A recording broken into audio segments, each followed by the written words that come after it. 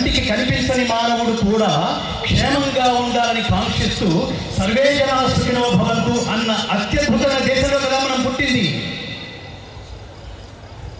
మనకి ప్రాథమికంగా కొన్ని విషయాలు తెలియాలి మిత్రులారా. మతానికి ధర్మానికి తేడా ఏమిటో తెలియాలి. ఊరికి అన్ని మతం అనేసాం. బ్రిటిషర్స్ భారతదేశానికి వచ్చిన తర్వాత మనది కూడా రిలీజియన్ అని పెట్టేశారు దురదృష్టవశాత్తు. హిందూ రిలీజియన్, ముస్లిం రిలీజియన్, క్రిస్టియన్ రిలీజియన్, మిగతా వాటిలో కానీ మనది కూడా రిలీజియనేనా? ఏ నాన్ సెన్స్ ఇది. రిలీజియన్ అంటే అర్థం ఏంటంటే మతము అని అర్థం. మతం అంటే అర్థం ఒక వర్గానికి చెందింది మాత్రమే అర్థం.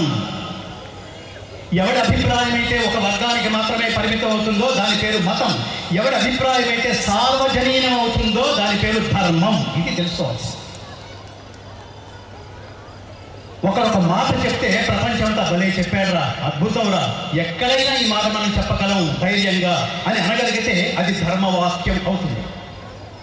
అందుకని కదా భగవద్గీతను చదివి భగవద్గీత గొప్పదని మనం అనుకుంటే అది గొప్ప విషయం కాదు మిత్రులారా. భగవద్గీత గొప్పది. అది లేకపోతే ప్రపంచ వాంగ్మయం పరిపూర్ణమైనట్టు కాదు అని కితాబ్ ఇచ్చిన వాళ్ళు ఎవరో తెలుసా? Edwin Arnold, Max Muller, Oppenheimer, Warren Hastings, Einstein, Aldous Huxley, David Frawley. ఎవరు వీళ్ళు? పాశ్చాత్యులు. ప్రపంచంలో ప్రతి మానవుణ్ణి ఇన్స్పైర్ చేయగలిగిన గ్రంథం ప్రపంచంలో ఒకటి ఉంది. ఆ గ్రంథం భారతదేశంలోనే ఉంది.